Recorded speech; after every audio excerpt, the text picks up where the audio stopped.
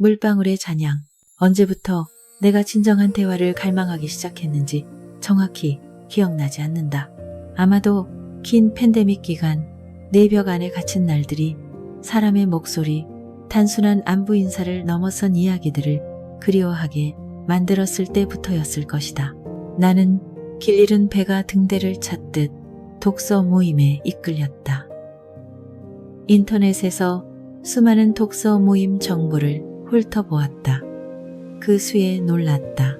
한국 사람들은 책을 그렇게 많이 읽는단 말인가? 그 생각에 미소가 지어지며 마음이 따뜻해졌다.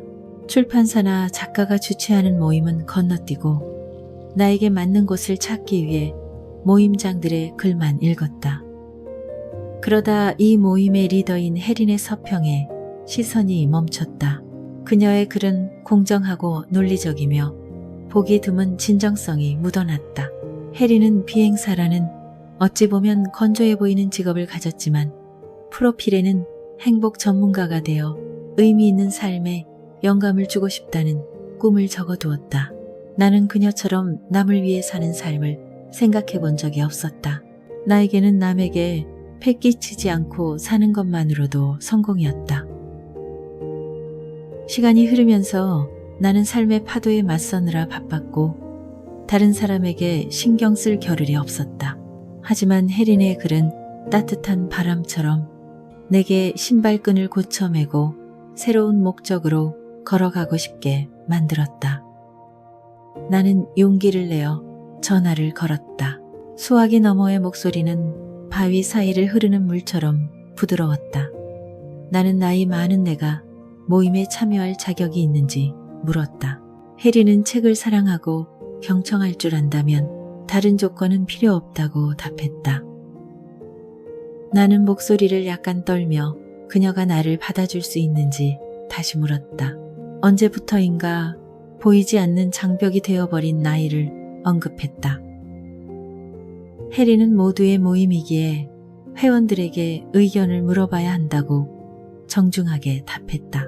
기다리는 시간은 길었다. 나는 입사 지원자처럼 초조하게 매분 휴대폰을 확인했다. 마침내 혜린이 다시 전화해 분위기를 느껴보라며 줌 회의에 참여해달라고 초대했다. 나는 그것이 수락의 의미인 줄 알았지만 알고 보니 과정의 한 단계일 뿐이었다. 그들은 일요일 아침 7시에 모임을 가졌다. 일과 가정에 바쁜 젊은이들이 자신을 위해 낼 수 있는 유일한 시간이었다. 그날 아침 나는 일찍 일어나 남편과 시어머니 영자 씨를 위해 아침을 차렸다.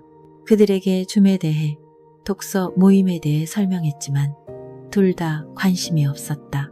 94세인 영자 씨는 하루 종일 거울을 보며 새빨간 립스틱을 바르고 새까만 눈썹을 그렸다.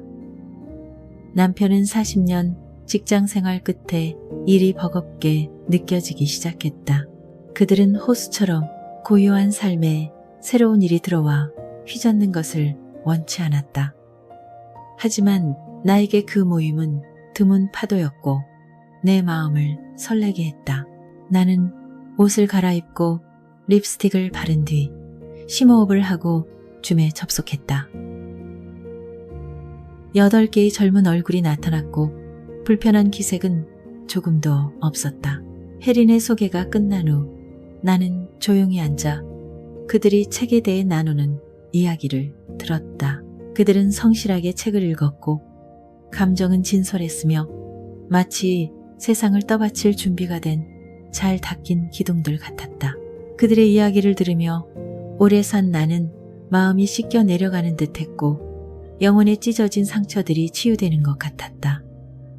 하지만 첫날부터 사고가 터졌다. 열심히 듣고 있는데 방문이 벌컥 열렸다. 잠옷 차림에 수염도 깎지 않은 남편이 노트북 앞으로 불쑥 들어왔다. 내가 막을 새도 없이 회원들이 그에게 인사를 건넸다. 그는 멋쩍게 고개를 숙이고는 평소 조용하던 방에서 사람 소리가 들려 궁금했다며 서둘러 나갔다. 모임이 끝난 후 혜린이 다시 전화해 회원들이 나의 가입을 동의했다고 알려주었다. 그렇게 나는 모임의 일원이 되었다. 독서 모임은 첫인상 그대로였다. 정직하고 진솔하며 환한 미소와 적당한 유머가 있었다. 해리는 능숙하게 모임을 진행하며 모두에게 발언 기회를 주었고 토론이 빗나갈 때면 부드럽게 다시 이끌었다. 대부분 30대 후반인 회원들은 모임이 끝날 때마다 아쉬워했다. 마치 2시간이 그들이 나누고 싶은 이야기를 하기에 부족하다는 듯이. 그들은 최근의 이야기로 시작해 책에 대한 감상으로 넘어갔다.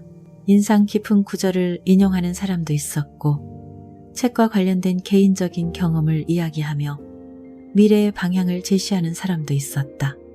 나는 그들을 존경했다.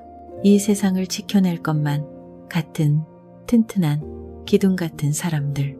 그들의 이야기를 들으면 마음이 정화되는 것 같았고 내 안에 더러움이 씻겨나가 내가 서 있는 땅이 더 단단해지는 느낌이었다.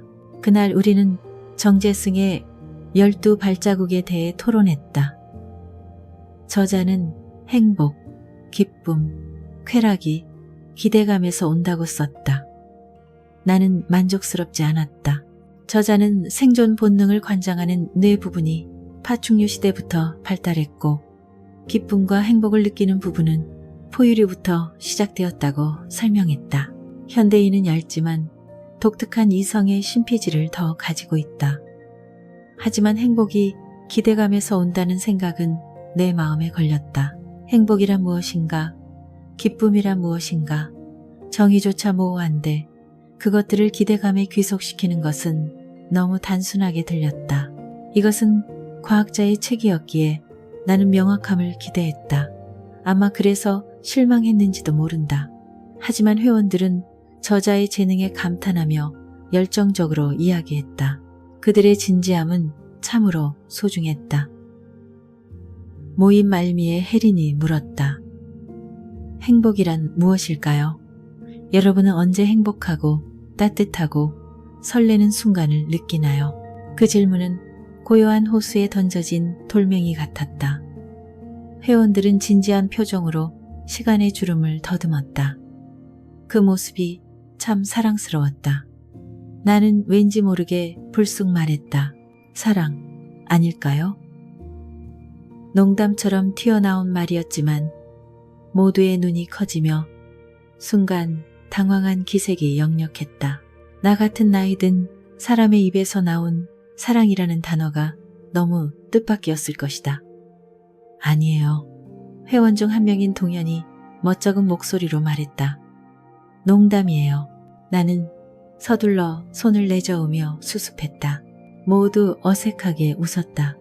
혜린도 진지한 답변을 기대했기에 충격을 받았을 것이다. 나는 분위기를 망친 것 같아 창피했다. 상황을 수습하기 위해 물었다. 그런데 왜 애플 로고는 한입 베어문 사과일까요? 스티브 잡스에 관한 책에서는 그 이유를 설명하지 않는 것 같던데 아시는 분 있나요? 모두의 눈이 반짝이며 분위기는 다시 활기를 띠었다. 동현은 자신의 아이폰 뒷면을 보여주며 한 번도 생각해 본 적 없다고 말했다. 의료계에 종사하는 은지는 책에서 그 이유를 언급하지 않았다고 확인해 주었다. 애틀랜타에서 접속한 한 회원이 말했다. 혹시 뉴턴의 사과를 양자역 학이 한 입 베어 문 거 아닐까요? 그 말에 모두가 웃음을 터뜨렸다. 모임은 따뜻한 분위기 속에서 끝났다. 모임이 끝난 후 나는 식어버린 커피잔을 손에 든 채 창가에 섰다. 내가 무심코 내뱉은 사랑이라는 단어가 계속 맴돌았다. 왜 그렇게 말했을까? 광화사 시절 내게 빛과 같았던 남자 재호에 대한 기억 때문이었을까? 나는 외국인들을 위한 명상 프로그램을 기획하며 절 사무실에서 일하던 어느 여름 재호를 만났다. 그는 자신을 기슭객이라 불렀고 얼굴은 창백했지만 눈빛은 밝았다. 그는 내게 물에 담가두면 싹이 돋는 수양버들 가지를 떠올리게 했다. 재호는 수행자였지만 수행에 열심이지 않았고 자빌만 도왔다. 나중에야 그가 암이 재발하여 절에 요양하러 왔다는 것을 알게 되었다. 그는 나를 민지 부모님이라 불렀다. 우리는 함께 일하며 신도 명단을 기록하고 축제 공지를 하고 안녕을 기원하는 등록을 받았다. 첫 부처님 오신 날 나는 달기 등록 때문에 땀을 뻘뻘 흘렸는데 다행히 재호가 도와주었다. 그해 여름 우리는 첫 템플스테이를 열었다. 하지만 그의 건강은 점점 나빠졌다. 여름이 끝날 무렵 암은 골수까지 전이되었다. 재호에게는 수진이라는 연인이 있었다. 음악을 하는 그녀는 소박했고 절 옷이 잘 어울렸다. 나는 첫눈에 그녀가 좋은 사람이라는 것을 알았다. 재호는 병 때문에 수진과 거리를 두었다. 그녀가 떠날 때 그의 눈에는 슬픔이 깃들었고 먼 곳을 바라보았다. 무슨 생각하세요? 내가 물었다. 그는 웃으며 말했다.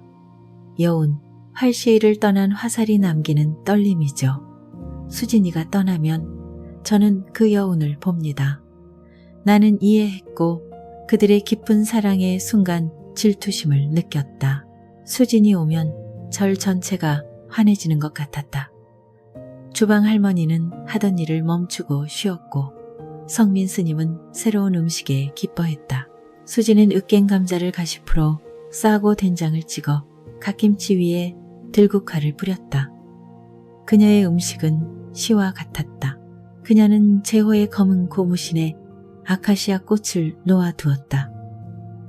비록 따로 산책하지 않아도 그들의 마음은 하나로 어우러져 절 전체에 퍼져나갔다.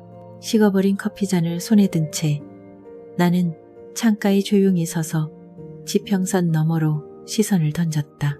독서 모임에서 무심코 내뱉은 사랑이라는 단어가 고요한 호수의 파문을 일으키는 작은 돌멩이처럼 계속해서 울려 퍼졌다. 왜 나는 그 감정을 사랑이라고 불렀을까? 광화사 시절 내게 빛과 같았던 내 마음에 결코 지워지지 않는 떨림을 남긴 재호 때문이었을까? 그의 여름, 광화사는 내게 드문 평온을 안겨준 곳이었다.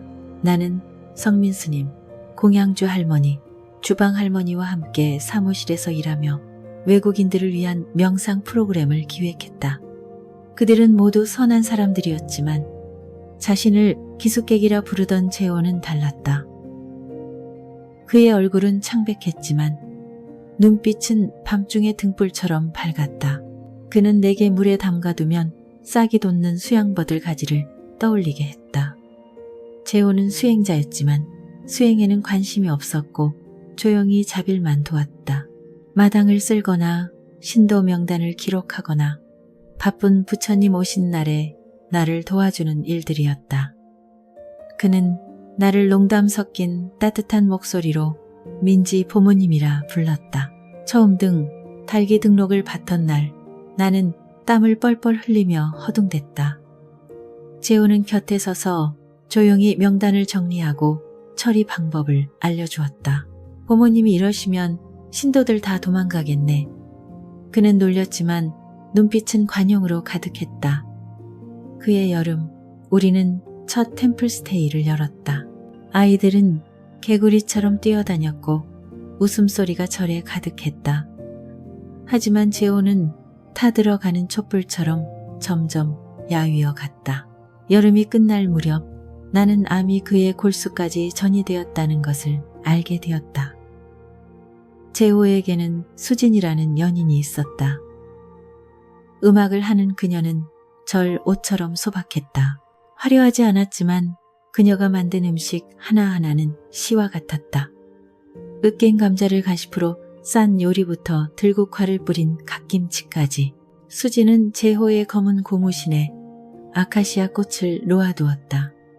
마치 온 마음을 담아 보내는 것처럼 나는 그들이 비록 따로 산책하지 않아도 마음이 하나로 어우러져 절 전체에 퍼져나가는 것을 보았다.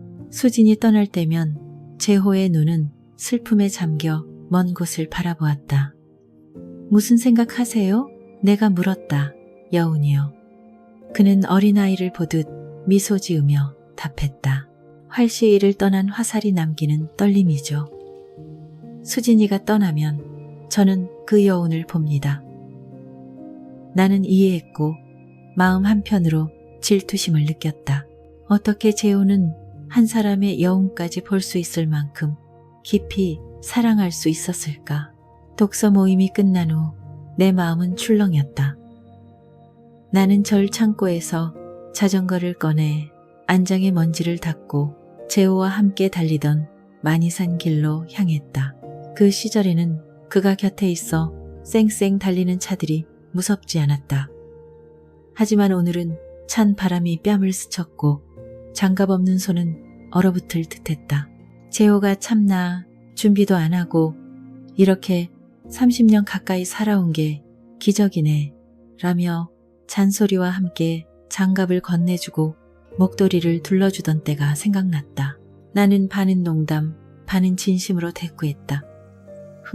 뭘 모르시네. 너무 철저히 준비하면 사는 게 재미없잖아요. 준비하지 않아야 예상치 못한 즐거움이 있다고요. 재호는 나를 못 말린다며 웃었다. 하지만 그가 떠나자 즐거움도 함께 사라져버렸다. 눈이 녹아기른 질퍽했다. 바퀴에서 튄 흙탕물이 마치 생명이 흘러가다 쓰러지는 것 같았다. 흙탕물에 검게 변했던 재호의 회색 운동복이 생각났다. 항암 치료로 머리가 빠지자 사람들은 그를 스님이라 불렀다. 그는 자신이 그럴 자격이 없다며 싫어했다. 옷은 주인을 따라 기품이 변한다.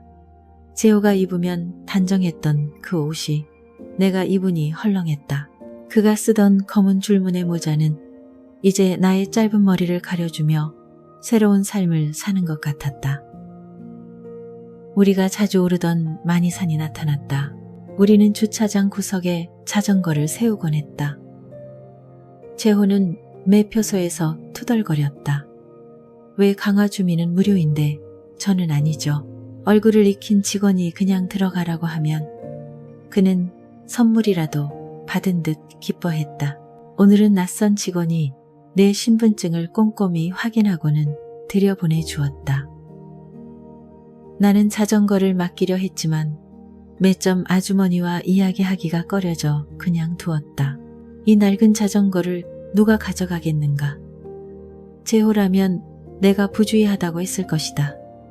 어디선가 라이브 음악 소리가 들려왔다. 한 가수가 눈 녹은 잔디밭에서 기타를 치고 있었고 백혈병 환자를 위한 자선 콘서트라는 팻말이 보였다. 재호라면 무척 좋아했을 것이다. 나는 모금함에 0원을 넣었다. 감사합니다. 가수가 추위에 몸을 떨며 내게 인사했다. 부끄러워 서둘러 걸음을 옮겼지만 등 뒤에서 계속해서 감사합니다 라는 소리가 들려왔다. 재호라면 이 세상은 참 따뜻하다고 말했을 것이다. 나는 마치 그가 곁에 있는 것처럼 혼잣말을 하며 산을 올랐다. 눈은 아직 두껍게 쌓여 있었고 아이젠을 착용하라는 경고판이 있었지만 나에겐 고무신 뿐이었다. 이 길은 굽이굽이 갈림길 하나하나까지 모두 외우고 있었다. 푸른 하늘이 비치던 맑은 계곡물에서 재호가 손을 씻던 모습이 생각났다. 그날 그는 피곤하지도 않으면서 돌아가자고 했다. 나는 순순히 그의 말을 따랐는데 지금 생각하면 왜 그렇게 쉽게 동의했을까 싶다. 더 올라가자 119 구조지점 7번 표지판에 다다랐다. 우리가 첫 입맞춤을 나눈 곳. 그날은 내가 앞서 올랐다. 성민 스님은 내게 방사선 치료 후 재호를 데리고 운동하라는 임무를 주셨다. 민지 부모님, 이 수행자 데리고 가서 사람 좀 만드시오. 재호는 뒤따라왔지만 방사선 치료를 받을 때마다 기력이 쇠했다. 이 오르막길에서 그는 가장 힘들어했다. 그는 자주 멈춰서서 더는 못 가겠다고 했기에 나는 늘 앞서 걸었다. 전생의 노루였어요? 왜 이렇게 빨라요? 내가 놀렸다. 재호는 투덜거리면서도 따라왔다. 그때 그는 점차 건강해져 뺨에 혈색이 돌고 호흡도 안정되었다. 그는 아이 같아 보였다. 바위에 기대어선 나는 무심코 그의 목에 팔을 둘렀다. 그의 눈이 동그래지는 것을 보고 나는 장난스럽게 입을 맞췄다. 나는 그 순간을 얼마나 기다렸던가. 나는 노을 아래서 발돋움하여 그의 목에 팔을 감고 입 맞추는 꿈을 꾸었다. 상상만으로도 행복했다. 나는 재호에게 수진이 있다는 것을 알았지만 따지 말아야 할 산딸기처럼 그에게 계속 끌렸다. 그 순간을 무겁게 만들지 않기 위해 말했다. 오늘 제가 10번 입 맞출 거예요. 입술 조심해요. 산을 오르는 내내 기회가 될 때마다 그에게 입을 맞췄다. 나중에는 내가 입술을 내밀기만 해도 그는 이미 기다리고 있었다. 우리의 숨결은 하나가 되었다. 지금 내가 입술을 내밀어도 받아줄 입술은 더 이상 없다. 나는 재호와 함께했던 템플스테이 여름을 떠올렸다. 아이들은 뛰어놀고 웃음소리가 절에 가득했다. 하지만 이번에는 그가 없었고 사고가 터졌다. 지난번 반장이었던 태준이가 다시 찾아왔다. 그는 재호의 안부를 물었고 소식을 듣자 그의 눈은 먼 곳을 헤맸다. 둘째 날 그는 무언가 알리기 위해 여자아이 4명이 있는 방문을 열었다. 그는 여자아이들이 얼마나 예민한지 몰랐다. 한 아이가 비명을 지르며 울기 시작했다. 대전에서 온 부모는 그날 밤 바로 강화로 차를 몰고 와 태준이의 부모를 만나게 해달라고 요구했다. 나는 재호를 생각했다. 만약 그가 여기 있었다면 어떻게 그들을 설득했을까? 여자아이의 부모는 태준이가 같은 지붕 아래서 자는 것을 허락하지 않았다. 나는 태준이가 상처받을까 걱정돼 그를 우리 집으로 데려와 재웠다. 여자아이의 아버지는 완고했고 배경은 무시한 채 결과만 보았다.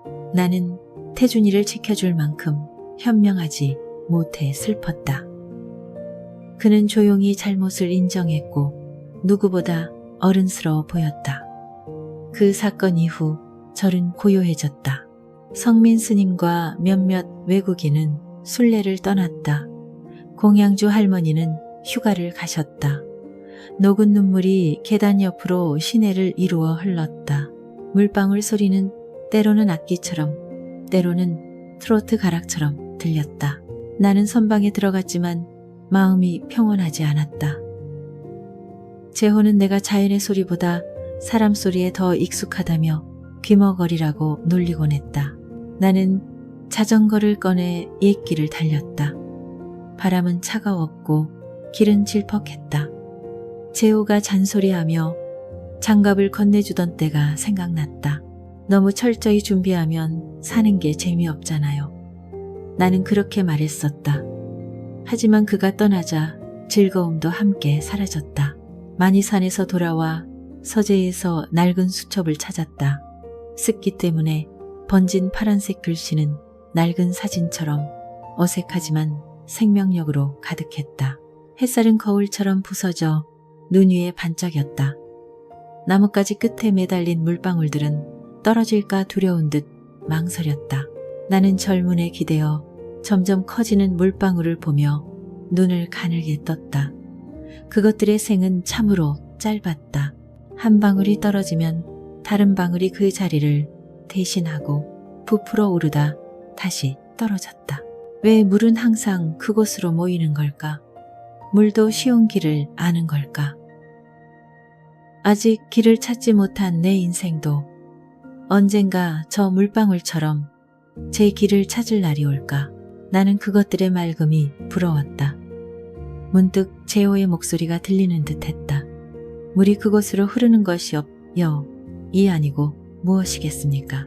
그 물방울에서 나무가 싹을 틔우니 그것이 윤이 아니고 무엇이겠습니까? 나는 멈칫했다. 내 마음은 떨어지고 싶어하는 물방울처럼 여전히 재호에게로 흘렀다.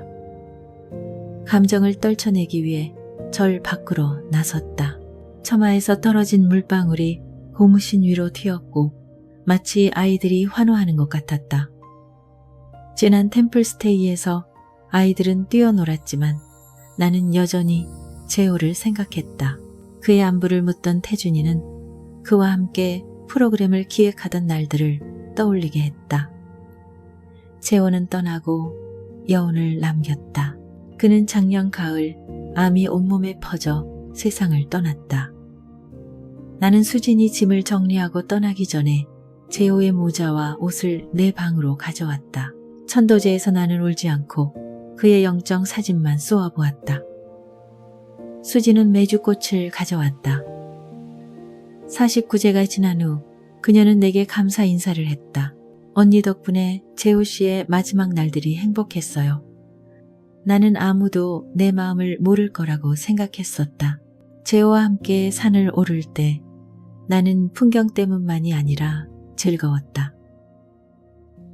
절에서 예불에 참석하고 명상하고 그와 함께 걷는 모든 것이 좋았다.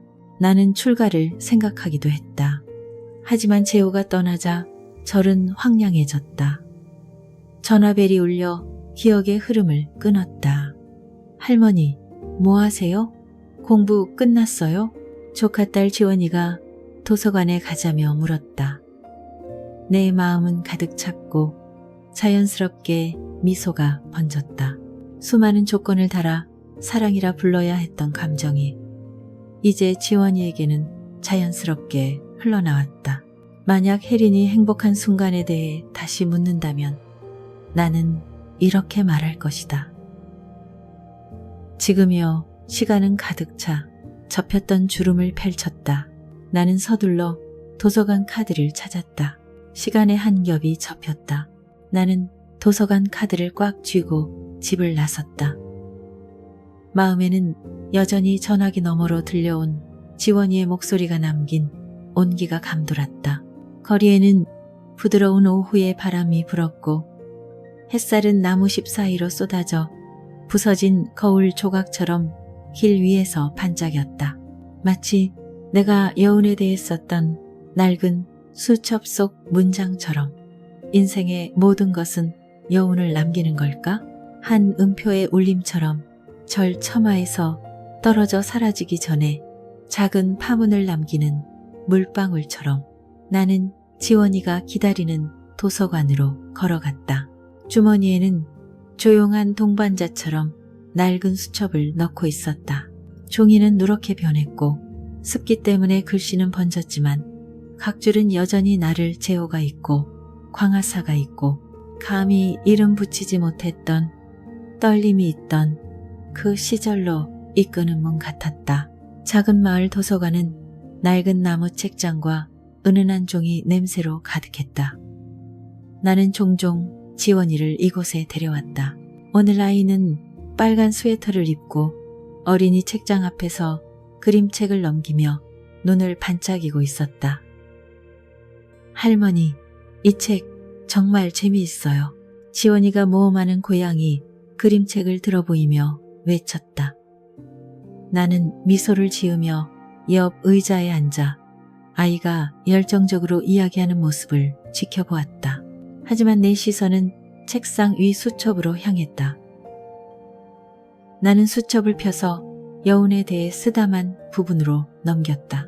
그곳에는 나뭇가지 끝에 물방울, 거울처럼 부서지는 햇살, 그리고 모든 것에는 업비업과 연륜이 있다고 말했던 재호에 대한 글이 있었다. 절에서의 어느 오후가 생각났다. 보리수나무 아래 앉아있을 때 재호는 마른 나뭇가지로 땅에 동그라미를 그렸다. 민지 씨, 알아요? 그는 시냇물처럼 낮은 목소리로 말했다. 모든 것은 무리기를 찾아 흐르듯 제자리로 돌아와요. 하지만 아름다운 건 흐를 때마다 새로운 흔적을 남긴다는 거예요. 나는 그때 그의 말을 다 이해하지 못했다. 하지만 지금 도서관에 앉아 지원이가 책장을 넘기는 모습을 보며 조금씩 알 것 같았다. 재호의 흔적은 수첩 속 글씨뿐만 아니라 사랑하고 잃고 소박한 것에서 기쁨을 찾았던 사람의 눈으로 세상을 바라보는 나의 방식에도 남아 있었다. 지원이가 책을 빌리러 간 사이 혜린에게서 문자가 왔다. 그녀는 빨간 리본으로 묶인 손편지들이 담긴 작은 나무 상자 사진을 보냈다. 언니, 광화사 창고 정리하다가 이걸 찾았어요. 언니 이름으로 된 편지가 한 통 있네요. 우편으로 보내드릴까요? 라는 메시지가 함께 왔다. 내 마음이 갑자기 술렁였다. 광화사. 내가 일했고 재호를 만났고 행복과 슬픔의 날들을 보냈던 곳. 그 편지는 무엇일까? 나는 떨리는 목소리로 바로 답장했다. 바로 보내줘요. 고마워요. 며칠 후 편지가 내 손에 도착했다. 봉투는 누렇게 변해 있었고 그 위에 재호의 글씨가 선명했다. 보모 민지 씨에게. 나는 부엌 식탁에 앉았다. 영자 씨는 무언가를 요리하느라 분주했고 파볶는 고소한 냄새가 났다. 나는 쿵쾅거리는 심장을 안고 편지를 열었다. 민지 씨에게. 당신이 이 편지를 읽을 때쯤이면 저는 아마 더 이상 절에 없겠죠. 저는 작별 인사를 잘 못해서 언젠가 당신이 이 글을 발견하길 바라며 몇 자 적습니다. 당신은 제게 여운에 대해 물었죠. 저는 당신이 당신만의 방식으로 이해할 거라 생각해서 제대로 설명하지 않았어요. 절에 있던 날들 당신은 저의 햇살이었어요. 말이 많거나 대단한 일을 해서가 아니라 당신이 사는 방식 때문이었어요. 진솔하고 서툴지만 항상 생기가 넘쳤죠. 당신은 저를 웃게 했고 잠시나마 고통을 잊게 해주었어요. 당신이 스스로를 충분히 현명하지 못하고 강하지 못하다고 자책하는 걸 알아요. 하지만 민지 씨, 당신은 생각보다 강해요. 저는 당신에게 농담과 몇 번의 등산 말고는 아무것도 줄 수 없었지만 당신은 제게 행복한 날들을 선물했어요. 제가 떠나도 슬퍼하지 마세요. 책에서, 독서 모임의 젊은이들에게서, 그리고 지원이에게서 다른 여운들을 찾으세요. 행복은 우리가 붙잡는 것이 아니라 떨어져 파문을 남기는 물방울처럼 우리가 남기는 것이니까요. 고마워요. 민지, 부모님, 기숙객, 올림. 나는 편지를 접었다. 눈물이 조용히 흘렀다. 영자 씨는 나를 보았지만 아무 말 없이 내 앞에 뜨거운 국 한 그릇을 놓아주었다. 먹어 식겠다. 그녀는 익숙한 잔소리가 섞인 목소리로 말했다. 나는 미소 지으며 눈물을 닦았다. 편지는 나를 재호와 그리고 지나간 날들과 이어주는 새로운 파문 같았다. 다음 독서 모임에 나는 편지를 가져갔다. 모두에게 읽어주기 위해서가 아니라 재호를 곁에 두는 방법으로 그날 우리는 삶의 의미를 찾아가는 여정에 관한 새 책에 대해 토론했다. 해리는 여느 때처럼 능숙하게 진행하며 모든 회원에게 발언 기회를 주었다. 모임 말미에 그녀는 예전 질문을 다시 던졌다. 행복이란 무엇일까요? 어떤 순간이 여러분을 따뜻하고 설레게 하나요? 이번에는 서둘러 대답하지 않았다. 나는 재호의 편지, 지원이, 그리고 절에서의 날들을 생각했다. 그리고 천천히 말했다. 행복은 지나간 것들의 여운을 다가오는 것들 속에서 발견할 때인 것 같아요. 시간이 접혀도 그 파문은 영원히 퍼져나간다는 것을 깨달을 때요. 회원들은 조용히 듣다가 한 명이 고개를 끄덕였다. 언니 말씀이 참 좋네요. 여운, 시 같아요. 해리는 미소 지었고 그녀의 눈빛은 마치 자신만의 여운을 찾고 있는 것처럼 반짝였다. 집으로 돌아와 나는 다시 수첩을 펴고 쓰다 말았던 여운 부분을 이었었다. 처마에서 떨어진 물방울은 작은 파문을 남긴다. 나는 그 파문이 사라질 거라고 생각했지만 이제는 알았다. 그것은 사라지지 않는다. 그것은 물줄기에 섞여 제 길을 찾아 계속 흘러간다. 재호처럼, 나처럼, 독서 모임의 젊은이들처럼, 지원이처럼 나는 절마당에 서서 녹은 눈이 시내를 이루어 흐르는 것을 바라보았다. 아마 재호가 맞았을 것이다. 모든 것에는 업대 옙과 연, 옌이 있다. 나는 더 이상 그 감정을 사랑이나 행복이라는 이름으로 부르려 애쓰지 않는다. 그저 내가 내딛는 모든 걸음, 내가 읽는 모든 책장, 지원이의 모든 미소가 지나간 날들의 여운을 이어주는 새로운 파문이라는 것을 알 뿐이다. 나는 수첩을 접고 재호의 편지를 그 페이지들 사이에 끼워 넣었다. 밖에서는 햇살이 여전히 반짝이고 있었다. 마치 작고 사소한 모든 것에도 의미가 있다고 속삭이는 것처럼 나는 재호의 편지를 수첩에 끼워 해바라기 옆에서 활짝 웃고 있는 지원이 사진 액자 옆 책장에 놓았다. 마당에서는 저녁 바람이 불어와 작은 비가 내린 뒤에 젖은 흙냄새를 실어 날랐다. 영자 씨는 현관 앞 등나무 의자에 앉아 낡은 노래를 흥얼거리며 앙상한 두 손을 마주 잡고 있었다. 나는 그녀를 바라보며 마음 한편이 짠했다. 그녀와 함께 산 세월 동안 나는 단지 의무를 다하고 있다고 생각했지만 이제는 그녀 또한 재호처럼 독서 모셔처럼 지원이처럼 내 삶의 여운의 일부임을 깨달았다.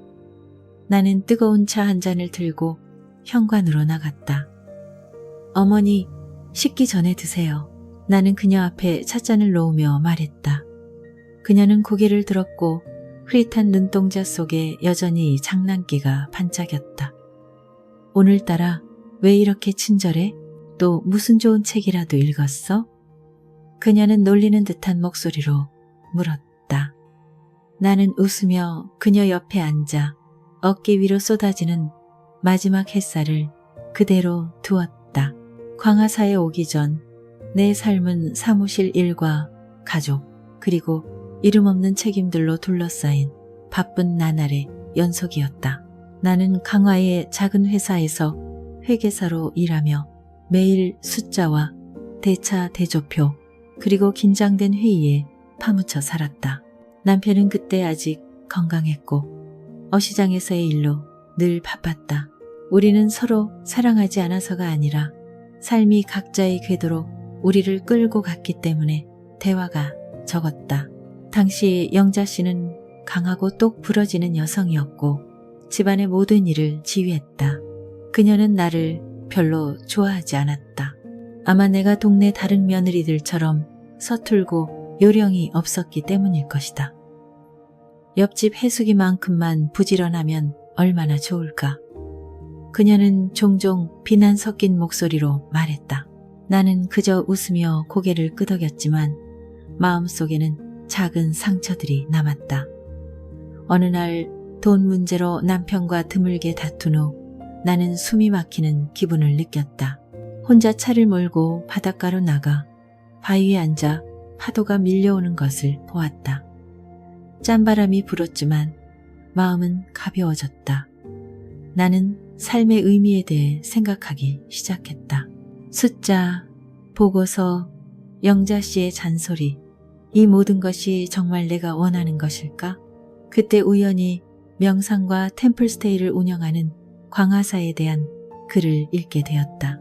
절과 인연을 맺게 될 줄은 몰랐지만 분주한 일상에서 벗어날 수 있다는 생각에 호기심이 생겼다. 단기 명상 프로그램에 등록했고 그 후로 절은 내게 평온을 주는 곳이 되었다. 명상이 끝난 후 나는 절 사무실에서 일하게 되었다. 처음에는 자비를 돕는 정도였지만 점차 더 오래 머물게 되었고 재호를 만나 예상치 못한 떨림을 발견했다. 이제 94세인 영자 씨는 예전에 똑 부러지던 여성이 아니다. 그녀는 종종 기억이 흐려져 오래전에 세상을 떠난 딸의 이름으로 나를 부르곤 했다. 한 번은 그녀가 내 손을 잡고 젊었을 때 남편과 함께 집 뒤 논에서 벼를 심던 이야기를 했다. 그때 그 양반이 노래를 자주 불러줬어. 목소리가 참 낮았지. 그녀는 소녀처럼 눈을 반짝이며 말했다. 나는 그녀의 이야기를 들으며 그녀에게도 자신만의 여운, 결코 꺼지지 않는 파문이 있음을 깨달았다. 그녀와 함께 살면서 나는 인내심을 배웠다. 그녀가 좋아하는 차를 사오는 것을 잊었다고 잔소리를 하거나 몰래 새빨간 립스틱을 바르고 1시간 동안 거울 앞에 서 있을 때도 있었다. 하지만 그녀가 내 곁에 조용히 앉아 뜨개질을 할 때면 보이지 않는 연결감을 느끼기도 했다. 그녀는 재호의 편지에 대해 몰랐지만 내가 그것을 읽고 울었을 때 그녀는 조용히 내 앞에 국그릇을 놓아주었다. 그 작지만 따뜻한 행동은 내 삶의 또 다른 파문 같았다. 다음 독서 모임에서 해리는 뜻밖의 제안을 했다. 우리는 다른 사람의 책을 많이 읽었어요. 그녀는 눈을 반짝이며 말했다. 이제 우리만의 책을 써보는 건 어떨까요? 모임 각자의 행복에 대한 이야기를 모아서요. 모임이 술렁였다. 군 장교인 동현이 크게 웃으며 말했다. 책을 쓴다고요? 저는 군사 보고서나 잘 쓰는데요. 스티브 잡스 로고에 대해 이야기했던 은지가 덧붙였다. 하지만 좋은 생각이에요. 오늘 우리가 나누는 것처럼 각자 이야기를 하는 거죠. 나는 재호의 편지와 낡은 수첩을 생각하며 조용히 있었다. 해리는 내 생각을 읽은 듯 나를 보았다. 민지 언니에게는 좋은 이야기가 많을 것 같아요. 여운에 대해 한 편 써보세요. 그 단어가 언니에게 특별한 것 같아서요. 나는 약간 부끄러워하며 미소 지었다. 한번 해볼게요. 하지만 마음속으로는 시도해보고 싶었다. 그날 밤 나는 수첩을 펴고 재호가 영감을 주었던 여운 부분을 이었었다. 파문은 결코 꺼지지 않는다. 나는 물방울이 떨어지면 끝이라고 생각했지만 아니었다. 그것은 물줄기에 섞여 여정을 계속한다. 나에게 편지와 떨림을 남긴 재호처럼, 논과 노래에 대한 예시하기를 가진 영자씨처럼, 손으로 쓴 동화책을 가진 지원이처럼. 어제 나는 지원이를 도서관에 데려갔다. 아이는 한 책을 가리키며 말했다. 할머니, 나도 이런 책 쓰고 싶어. 모험에 관한 책. 나는 웃으며 말했다. 그럼 쓰렴. 할머니가 첫 번째 독자가 되어줄게. 아이는 눈을 반짝이며 고개를 끄덕였다. 나는 생각했다. 어쩌면 행복이란 그런 것일지도 모른다고. 우리가 간직하는 것뿐만 아니라 우리가 다른 사람에게 전하는 것, 파문을 남기는 물방울처럼, 우리가 다른 사람에게 들려주는 이야기처럼. 모임이 끝나고 나는 책에 대한 아이디어를 안고 집으로 돌아왔다. 영자 씨는 현관 앞에서 뜨담한 스카프를 들고 앉아 있었다. 책 모임 다녀왔어? 뭐 재미있는 거 있었어? 그녀가 물었다. 나는 책을 쓰는 아이디어와 행복에 대한 이야기를 들려주었다. 그녀는 주름진 눈가로 웃으며 말했다. 행복? 옛날에 그 양반이 노래 불러주면 그걸로 충분했지. 나는 그녀를 보며 비록 글로 쓰지 않아도 모든 사람의 마음속에는 한 권의 책이 있다는 것을 깨달았다. 나는 자리에 앉아 수첩에 한 줄 더 썼다. 행복은 다른 사람의 여운을 들으며 그 안에서 나 자신을 발견할 때이다. 전화가 울렸다. 지원이의 문자였다.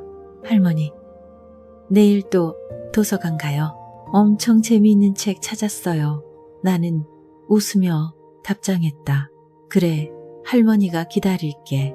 내 마음은 제 길을 찾은 물줄기처럼 가득 찼다. 시간은 접히지만 파문은 영원히 멀리 퍼져나간다. 나는 부엌 식탁에 앉아 있었다. 희미한 노란 불빛이 세월의 흔적이 묻어나는 수첩 위로 쏟아졌다.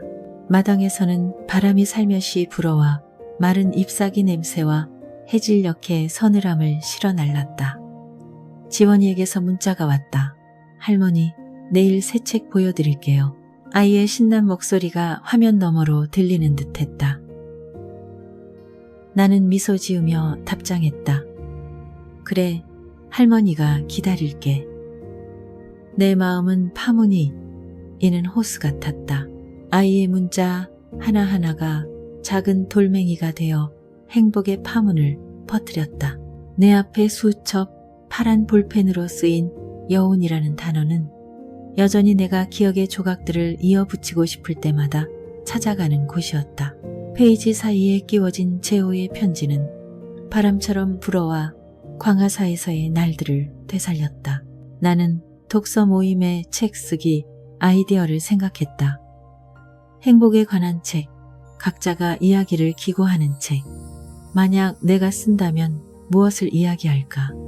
제호에 대해, 처마 끝의 물방울에 대해, 아니면 지원이의 환한 눈빛에 대해.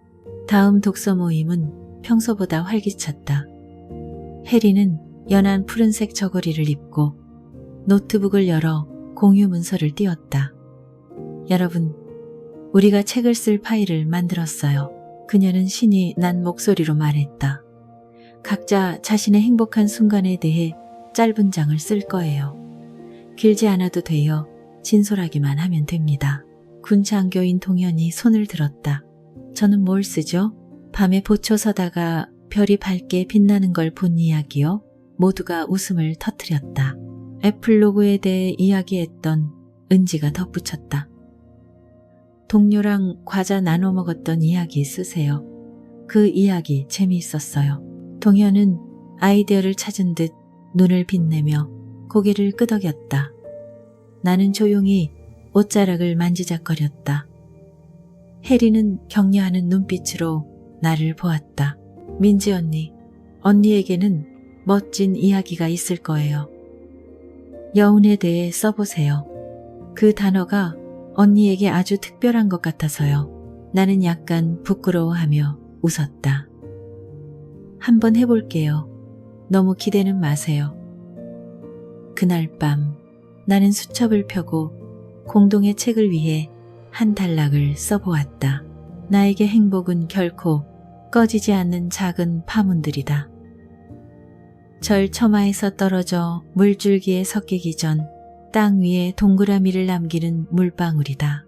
떠나간 이에게서 온 편지, 아름다운 순간들이 영원히 살아있음을 일깨워주는 편지이다.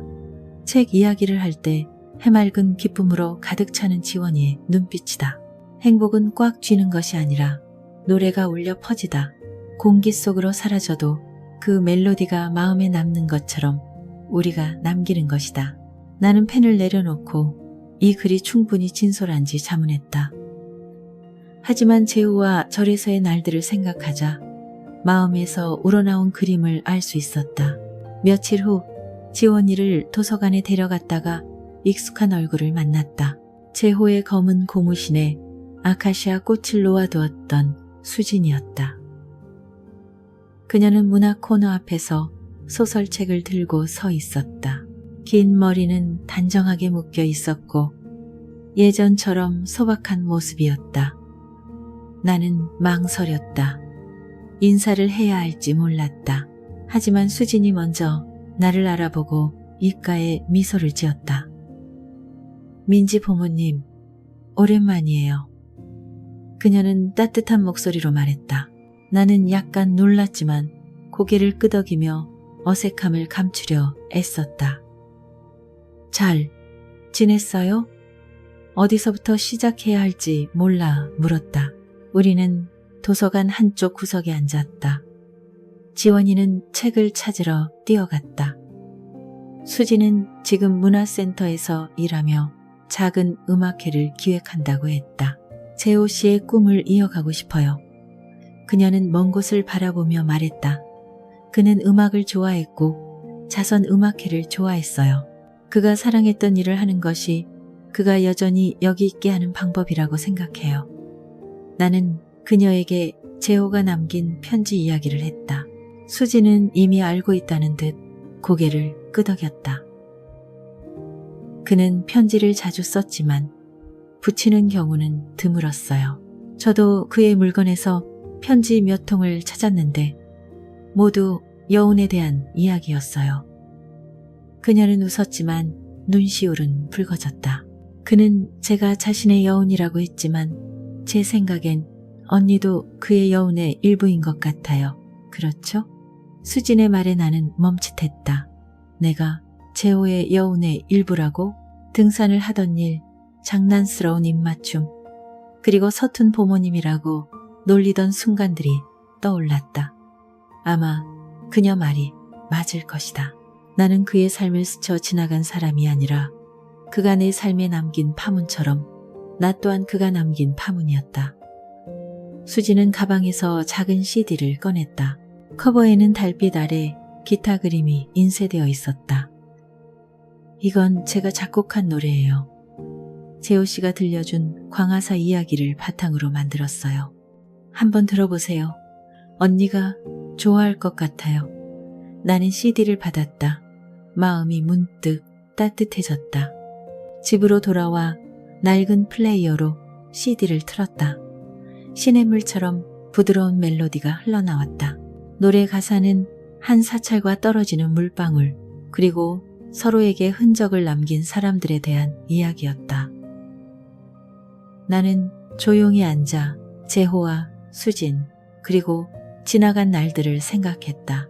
지원이가 새 책을 들고 뛰어들어왔다. 할머니, 이거 읽어주세요. 아이는 내 손에 책을 쥐어주며 외쳤다. 집으로 돌아가는 길을 찾는 모험하는 고양이에 대한 이야기였다. 나는 자리에 앉았다. 지원이는 내 품에 파고들었고 나는 읽기 시작했다. 내 목소리는 CD에서 흘러나오는 음악과 어우러져 현재와 과거의 이중창 같았다. 책을 다 읽자 아이가 고개를 들었다. 할머니, 나도 이런 이야기 쓰고 싶어. 도와줄 거죠? 나는 고개를 끄덕이며 아이의 머리를 쓰다듬었다. 물론이지. 할머니가 너의 첫 독자가 되어줄게. 다음 모임에서 나는 나의 여운이라는 글을 가져가 공유했다. 회원들은 조용히 듣고는 박수를 쳤다. 동현이 말했다. 언니 글 정말 시 같아요. 은지가 덧붙였다. 언니 책 전체를 읽고 싶어요. 혜린이 미소 지었다. 민지 언니, 이 장이 우리 책의 시작이 될 것 같아요. 나는 그들을 보았다. 젊고 열정으로 가득 찬 얼굴들. 재호와 그의 편지, 수진의 노래, 그리고 지원이의 눈빛을 생각했다. 모두가 서로에게 다 퍼져나가는 파문이었다. 나는 집 앞마당에 서서 마른 나뭇가지로 비 온 뒤 젖은 땅에 무의식적으로 동그라미를 그렸다. 그 행동은 광화사 보리수나무 아래서 동그라미를 그리며 모든 것은 제자리로 돌아오지만 매번 새로운 흔적을 남긴다고 말하던 재호를 떠올리게 했다. 은은한 달빛이 비쳐 동그라미들이 작은 파문처럼 반짝였다. 나는 독서 모임의 책, 우리가 함께 쓰고 있는 행복 이야기, 그리고 집안에서 낡은 노래를 흥얼거리는 영자 씨를 생각했다. 이제 94세인 영자 씨는 많은 것을 기억하지 못하지만 그녀가 부르는 멜로디는 그녀를 옛날로 데려가는 문인 듯했다. 나는 깎아놓은 과일 접시를 들고 안으로 들어갔다. 어머니, 드세요. 달아요. 나는 그녀 앞에 접시를 놓으며 말했다. 그녀는 나를 보며 눈을 가늘게 떴다. 오늘따라 왜 이렇게 친절해? 또 책 이야기라도 하려고? 나는 웃으며 자리에 앉아 창문으로 들어오는 달빛이 우리 둘을 덮도록 내버려 두었다. 이번 주 독서 모임은 활기가 넘쳤다. 혜리는 공동 집필한 책의 인쇄 초고를 가져왔다. 종이에서는 아직 잉크 냄새가 났다. 여러분, 첫 번째 초고예요. 그녀는 종이 묶음을 들어올리며 선언했다. 그녀의 눈빛은 환하게 빛났다. 우리 모두의 이야기 8개의 장이 완성됐어요. 이제 수정하고 완성할 시간이에요. 야간 경비 이야기를 농담 삼아 했던 동현은 호기심 어린 표정으로 초고를 들고 넘겨보았다. 제 장이 제일 짧네요. 더 써야겠어요. 그가 크게 웃으며 말했다. 애플 로고를 언급했던 은지는 빨간 펜을 들고 메모를 시작했다. 민지 언니 장은 정말 좋은데 편지를 읽었을 때 감정에 대해 한 단락 더 추가하면 좋을 것 같아요. 그녀가 나를 보며 말했다. 나는 약간 부끄러웠지만 고개를 끄덕였다.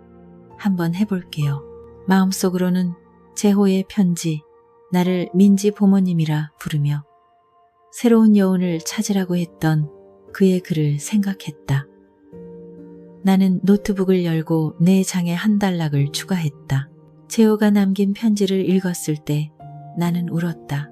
슬퍼서가 아니라 서툴고 자책만 하던 나를, 그럼에도 불구하고 최선을 다해 살아가던 나를 그가 알아봐 주었다는 사실 때문에.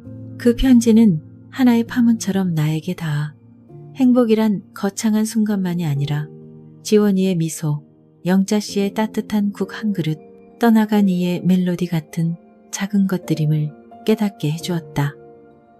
행복은 시간이 흘러도 사랑의 흔적은 남는다는 것을 깨달을 때이다. 회원들은 추가된 단락을 읽고 고개를 끄덕였다. 혜린이 말했다. 민지 언니, 이 장이 이 책의 영혼이 될 거예요. 나는 웃었다. 마음이 따뜻해졌다. 마치 재호가 어디에선가 나를 보며 미소 짓고 있는 것 같았다. 며칠 후 뜻밖의 일이 일어났다. 혜린이 흥분된 목소리로 전화를 걸었다. 언니, 광화사에서 곧 그곳에서 일했던 분들을 위한 작은 추모 행사를 연대요. 제가 절 창고에서 물건을 찾았던 걸 알고는 독서 모임도 초대했어요. 같이 가실래요? 나는 망설였지만 동의했다. 광화사, 재호를 만났던 곳, 처마 끝 물방울이 나를 꿈꾸게 했던 곳, 이제는 낡은 책처럼 기억의 페이지를 다시 펼치는 곳이었다. 그날 아침 나와 혜리는 절에 도착했다. 절마당은 예전과 같았지만 보리수나무는 더 자라 잎이 무성했다. 성민 스님이 온화한 미소로 나를 맞았다. 민지씨, 오랜만이네요. 잘 지냈죠? 행사는 소박하게 진행되었고 반짝이는 촛불과 울려 퍼지는 경전 소리가 함께했다. 마당 한쪽에 절과 인연을 맺었던 사람들의 이름이 새겨진 작은 명패가 보였다. 그곳에 기숙객이라는 글과 함께 재호의 이름이 있었다. 나는 조용히 서서 그의 이름에 손을 댔다. 마치 오래된 파문에 닿는 것 같았다. 행사가 끝난 후 성민 스님은 내게 낡고 해진 가죽 표지에 작은 수첩을 건네주었다. 이것도 창고에 있었어요. 당신이 받은 편지와 같은 곳에 당신이 간직하는 게 좋을 것 같아서요. 나는 수첩을 열었고 재호의 글씨를 알아보았다. 그가 이곳에 머물던 날들에 대한 짧은 기록들이었다. 한 페이지에 이렇게 적혀 있었다. 7월 15일, 오늘 민지 부모님이 또 차를 따르다 물을 쏟았다. 그녀는 투덜거렸지만 그래도 웃었다. 나는 그녀가 웃는 모습을 보는 게 좋다. 나무십 사이로 비치는 햇살 같다. 그녀는 모르겠지만 절에 있는 동안 그녀 덕분에 나는 고통을 잊는다. 만약 다음 생이 있다면 그녀를 다시 만나고 싶다. 사랑하기 위해서가 아니라 고맙다고 말하기 위해서. 나는 수첩을 덮었다. 눈물이 조용히 흘렀다. 혜리는 곁에 서서 아무 말 없이 내 어깨에 손을 얹었다. 언니, 그분은 언니를 정말 아꼈나 봐요. 그녀가 말했다. 나는 고개를 끄덕였다. 마음이 씻겨 내려가는 것 같았다. 재호는 편지뿐만 아니라 계속해서 퍼져나가는 파문처럼 이 글들도 남겼다. 집에 돌아와 영자 씨에게 행사에 대해 이야기했다. 그녀는 등나무 의자에 앉아 손을 꼭 잡고 귀를 기울였다. 이야기를 참 잘하네. 책 속 이야기 같아. 그녀가 말하고는 갑자기 물었다. 시아버지 생각은 안 나. 나는 깜짝 놀랐다. 그녀는 거의 남편 이야기를 하지 않았는데 오늘 그녀의 눈은 젊은 시절로 돌아간 듯 빛났다. 어머니, 아버님 보고 싶으시죠? 내가 물었다. 그녀는 고개를 끄덕이며 작은 목소리로 말했다. 그 양반이 논에서 노래를 불러주곤 했어. 지금은 가사는 잊었지만 멜로디는 여기에 남아있지. 그녀는 가슴을 가리키며 가볍게 웃었다. 나는 그녀의 손을 잡으며 그녀 또한 나처럼 결코 꺼지지 않는 여운을 품고 있음을 깨달았다. 그날 밤 나는 그녀가 좋아하는 갓김치국을 끓여 특별한 저녁을 차렸다. 그녀 앞에 국그릇을 놓으며 말했다. 어머니, 아버님 이야기 더 해주세요. 그녀는 웃으며 이야기를 시작했다. 목소리는 조금 흐릿했지만 따뜻함으로 가득했다. 그녀의 이야기는 제호의 수첩처럼 과거와 현재를 잇는 파문이었다. 다음 독서 모임에서 우리는 책의 최종 초고를 완성했다. 각자 자신의 장을 읽었고 내 차례가 되었을 때 나는 편지와 제호의 수첩에 대한 추가 단락까지 모두 읽었다. 회원들은 조용히 듣다가 박수를 쳤다. 동현이 말했다. 언니 이야기를 들으니 제 장을 다시 쓰고 싶어져요. 은지가 덧붙였다. 읽고 나니 행복은 정말 작은 것들이라는 생각이 들어요. 혜리는 마을 도서관과 광화사의 책에 소량 인쇄본을 기증하자고 제안했다. 우리의 이야기가 파문처럼 퍼져나가도록요. 그녀가 말했다. 나는 제호, 영자씨, 지원이를 생각하며 고개를 끄덕였다. 나는 거울 앞에 서서 스카프를 고쳐맸다. 시선은 무심코 책상 위 사진 액자로 향했다. 빨간 스웨터를 입은 지원이가 해바라기 옆에서 환하게 웃고 있었다. 밖에는 초승달이 희미하게 떠 있었다. 마치 물 위에 반짝이는 파문처럼 오늘은 독서 모임이 마을 도서관에서 공동 집필한 책을 발표하는 날이었고 나는 긴장되면서도 마음속에 따뜻한 기운이 퍼지는 것을 느꼈다. 방 한쪽 등나무 의자에 앉은 영자 씨는 낡은 노래를 흥얼거리며 두 손을 마주 잡고 있었다. 어디 가려고 그렇게 예쁘게 차려입었어? 그녀가 호기심 어린 목소리로 물었다. 나는 웃으며 책 발표회에 대해 이야기했다. 어머니도 같이 가실래요? 차랑 맛있는 떡도 있대요. 그녀는 눈을 가늘게 뜨고 입꼬리를 올렸다. 떡? 됐어. 너나 다녀와. 나한테 하나만 가져다 줘. 나는 고개를 끄덕이고 가방을 챙겼다. 그 안에는 낡은 수첩과 제호의 편지가 조용한 동반자처럼 들어있었다. 마을 도서관은 환한 불빛으로 가득했다. 하얀 천을 깐 테이블이 줄지어 있었고 한쪽에는 행복의 파문이라는 이름의 공동 집필책들이 진열되어 있었다. 연한 푸른색 저고리를 입은 해리는 사람들 가운데 서서 따뜻한 목소리로 각 장을 소개했다. 이 책은 우리의 이야기입니다. 그녀는 반짝이는 눈으로 말했다. 각 장은 모든 이의 마음에서 퍼져나가는 하나의 파문입니다. 오늘은 군복 대신 셔츠를 입은 동현이 일어나 자신의 장을 읽었다. 별이 가득한 하늘 아래 보초를 서던 밤 책임의 경계선에서 고요함이 행복임을 깨달았던 이야기였다. 은지는 세상을 떠나기 전 한 환자를 미소 짓게 했던 이야기를 떨리는 목소리로 그러나 감동적으로 읽었다.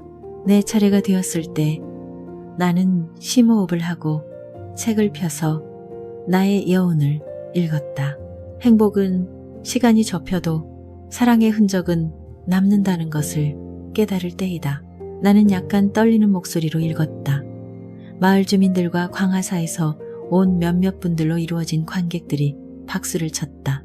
맨 앞줄에 앉아 계신 성민 스님은 예전처럼 온화한 미소를 지으며 고개를 끄덕였다. 낭독이 끝난 후 해리는 모두에게 공유의 시간을 갖자고 제안했다. 백발의 한 할머니가 손을 들었다. 민지 씨 장을 읽으니 남편 생각이 나네요. 그이도 그런 여운을 남겼지요. 나는 그분을 보며 마음이 따뜻해졌다. 마치 내 이야기가 또 다른 파문에 닿은 것 같았다. 발표회가 끝난 후 성민 스님은 나를 도서관 한쪽으로 불러 연꽃이 새겨진 작고 낡은 나무 상자를 건네주셨다. 이것도 절 창고에 있었어요. 내가 당신에게 준 수첩과 같은 곳에. 당신이 보는 게 좋을 것 같아서요. 나는 상자를 열었다. 심장이 세차게 뛰었다. 안에는 소박한 나무 팔찌와 작게 접힌 쪽지가 있었다. 제호의 글씨가 나타났다. 민지 부모님께 절에서의 햇살 좋은 날들을 기억하도록. 나는 팔찌를 들었다. 눈시울이 뜨거워졌다. 절에서의 어느 오후 제호가 보리수나무 아래서 나무 조각을 깎으며 농담하던 때가 생각났다. 당신 주려고 팔찌 만드는 건데 차지 마요. 못생겼으니까. 나는 웃으며 그냥 만들어만 달라고 간직하겠다고 했다. 알고 보니 그는 그것을 완성했지만 미쳐주지 못했던 것이다. 나는 팔찌를 찾다. 피부에 닿는 나무에 거친 느낌이 느껴졌다. 근처에 서 있던 혜린이 미소 지었다. 언니, 재호 씨는 언니가 광화사의 일부를 곁에 두길 바랐나 봐요. 나는 고개를 끄덕였다. 마음이 씻겨 내려가는 것 같았다. 팔찌는 편지와 수첩처럼 재호가 남긴 또 다른 파문이었고 나를 지나간 날들과 이어주었다. 집에 돌아와 영자 씨에게 떡을 가져다 주었다. 그녀는 떡을 음미하며 옛날 이야기를 다시 시작했다. 남편과 함께 마을에서 연극을 보러 갔던 이야기, 그 양반 노래는 형편없었지만 그래도 듣기 좋았어. 그녀는 킥킥 웃으며 말했다. 나는 곁에 앉아 귀를 기울이며 그녀의 이야기가 단지 기억이 아니라 사랑의 여운을 영원히 살아있게 하는 방식임을 깨달았다. 지원이에게서 전화가 왔다. 할머니, 저 동화 한 페이지 다 썼어요. 내일 읽어드릴게요. 나는 웃으며 아이와 함께 도서관에 가기로 약속했다. 다음 날 아침 나는 재호의 나무 팔찌를 차고 지원이를 데리러 갔다. 아이는 직접 만든 수첩을 들고 논두렁을 지나는 모험 고양이 이야기를 큰 소리로 읽었다. 할머니가 증조 할머니 이야기해줘서 이거 쓴 거예요. 지원이는 눈을 반짝이며 말했다. 나는 아이의 머리를 쓰다듬으며 영자씨, 재호, 그리고 끊임없이 퍼져나가는 파문들을 생각했다. 참 잘했구나. 내가 말했다. 내일 할머니가 절에 데려다 줄게. 진짜 꽃나무 보러 가자. 지원이는 신이 나서 고개를 끄덕였다. 저도 하나 심고 싶어요. 나중에 친구들한테 이야기해주게요. 나는 웃으며 재호가 땅뿐만 아니라 내 마음에도 씨앗을 심었던 것을 생각했다. 지원이는 동화 페이지와 꿈으로 그 파문들을 이어가고 있었다. 마치 끊임없는 흐름처럼 다음 독서 모임에서 각자 자신의 기념품을 가져왔다. 동현은 보초를 섰던 곳에서 가져온 별하늘이라고 새겨진 작은 돌멩이를 가져왔다. 은지는 환자가 세상을 떠나기 전 선물한 낡은 펜을 가져왔다. 혜리는 행복에 대한 꿈을 기록한 일기장을 가져왔다. 나는 보리수나무 아래서 찍은 사진을 가져가 아카시아 나무와 지원이가 심은 씨앗에 대해 이야기했다. 민지 언니 이야기는 시 같아요. 은지가 눈을 빛내며 말했다. 제 삶에도 더 많은 여운을 간직하고 싶어졌어요. 동현이 고개를 끄덕였다. 저도요. 돌멩이를 더 많이 새겨서 나중에 제 아이들에게 들려줄 거예요. 혜린이 미소 지었다. 우리는 단지 책 한 권을 쓴 것이 아니라 하나의 흐름을 만들고 있어요. 각자의 기념품, 각자의 이야기가 새로운 파문이죠. 나는 회원들을 보며 마음이 가득 찼다. 마치 재호가 어디에선가 우리가 함께 만들어가는 파문들을 보며 미소 짓고 있는 것 같았다. 어느 날 오후 CD를 선물했던 수진에게서 뜻밖의 소포가 도착했다. 안에는 노랗게 핀 아카시아 꽃 사진이 인쇄된 새 음반이 들어있었다. 함께 온 편지에는 이렇게 쓰여 있었다. 민지 언니, 이 앨범은 언니 책 속 이야기를 바탕으로 작곡했어요. 제목은 여운이에요. 재호를 언니의 파문 속에서 살아있게 해주셔서 고마워요. 나는 음반을 틀었다. 시냇물처럼 부드러운 멜로디가 흘러나왔고 노래 가사는 한 사찰과 노란 꽃 그리고 서로에게 흔적을 남긴 사람들에 대한 이야기였다. 나는 조용히 앉아 있었다. 눈물이 흘렀지만 마음은 무겁지 않았다. 제호, 아카시아 나무, 지원이, 영자씨, 그리고 독서 모임을 생각했다. 각 사람 각 이야기가 모두 하나의 파문이었고 서로에게 다 퍼져나가며 영원한 흐름을 만들고 있었다. 나는 집 앞마당에 서서 마른 나뭇가지로 젖은 땅에 또 하나의 동그라미를 그렸다. 초승달이 비쳐 동그라미가 호수처럼 반짝였다. 집 안에서는 영자씨가 낡은 노래를 흥얼거리는 소리가 밤바람과 섞여 들려왔다. 지원이에게서 문자가 왔다. 할머니, 내일 갈게요. 제 이야기에 넣을 꽃나무 그리고 싶어요. 나는 웃으며 답장했다. 할머니가 기다릴게. 아주 예쁘게 그리렴. 나는 땅 위의 동그라미를 보며 제호, 절 처마의 물방울 그리고 피어날 아카시아 꽃들을 생각했다. 행복은 나는 깨달았다. 목적지가 아니라 이 마음에서 저 마음으로 영원히 사라지지 않고 퍼져나가는 파문들의 여정이었다. 나는 집으로 들어가 마른 나뭇가지를 책상 위에 수첩과 새 음반 옆에 놓았다. 영자씨가 고개를 들고 물었다. 또 무슨 몽상에 빠졌어? 나는 웃었다. 어머니, 아카시아 꽃이랑 지원이에게 들려줄 이야기에 대해 꿈꾸고 있었어요. 그녀는 고개를 끄덕이며 눈을 빛냈다. 좋아, 계속 꿈꿔. 하지만 내고 끓여주는 건 잊지 말고. 나는 웃음을 터뜨리며 저녁 준비를 시작했다. 마음은 밖의 달빛처럼 가벼웠다. 수첩, 편지, 사진, 팔찌, 그리고 아카시아 씨앗에 대한 쪽지. 이 모든 것이 파문이었고 매 순간 모든 사람이 물 위의 달빛처럼 영원히 반짝이며 흔적을 남긴다는 것을 내게 일깨워 주었다. 초승달은 여전히 마당 위에 걸려 있었고 물 위의 작은 파문처럼 반짝였다. 나는 조용히 서서 젖은 땅에 마른 나뭇가지로 그렸던 동그라미들을 바라보았다. 집 안에서 들려오는 영자씨의 흥얼거리는 노랫소리는 밤바람과 섞여 과거와 현재를 잇는 무언의 음악 같았다.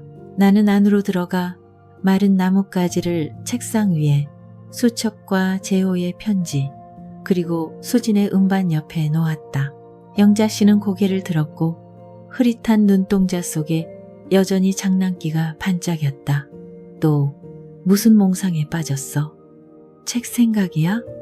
그녀는 익숙한 잔소리 섞인 목소리로 물었다. 나는 웃으며 그녀 옆에 의자를 끌어당겨 앉았다. 어머니, 아카시아 꽃이랑 지원이 그리고 우리가 남기는 이야기들에 대해 생각하고 있었어요. 그녀는 고개를 끄덕이며 옷자락을 만지작거리더니 갑자기 말했다. 너 그거 아니? 나 젊었을 때 아카시아 꽃 좋아했어. 그 양반이 한 가지 꺾어서 내 머리에 꽂아주곤 했지. 그녀의 말에 나는 멈칫했다. 영자씨는 낭만적인 순간에 대해 거의 이야기하지 않았는데 오늘 그녀의 목소리는 부드러웠다. 마치 밖의 달빛이 기억의 문을 연 것처럼 나는 그녀의 손을 잡고 부드럽게 물었다. 어머니, 더 이야기해 주세요. 그녀는 깊은 주름이 드러나는 드문 미소를 지었다. 됐어. 국이나 끓여. 이야기 많이 하면 피곤해. 그녀는 그렇게 말했지만 나는 그 이야기들이 파문처럼 그녀의 마음속에서 여전히 퍼져나가고 있음을 알았다. 다음 날 아침 지원이가 찾아왔다.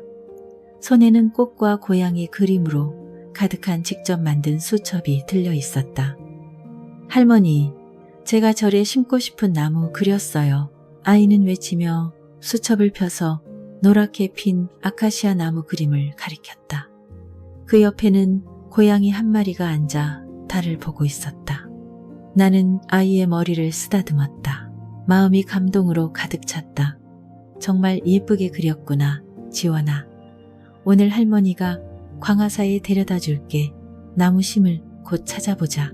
아이의 눈이 환하게 빛나며 고개를 마구 끄덕였다. 보리수나무 바로 옆에 심고 싶어요. 나중에 친구들한테 할머니랑 같이 심었다고 자랑할 거예요. 나는 웃으며 재호와 함께 보리수나무 아래 앉아 여운에 대해 이야기하던 날들을 생각했다. 어쩌면 지원이는 작은 꿈으로 그 파문을 이어가고 있는지도 모른다. 광화사로 가는 길 나는 운전을 했고 지원이는 옆에서 고양이에 대한 동요를 불렀다. 창문을 살짝 열자 강화도에서 불어오는 바다, 내음 섞인 바람이 시원하게 들어왔다. 재호와 함께 이 길을 자전거로 달리던 때가 생각났다. 그가 장갑도 끼지 않고 옷에 흙탕물을 튀긴다며 나를 놀리던 모습. 민지 부모님, 정말 못 말린다니까.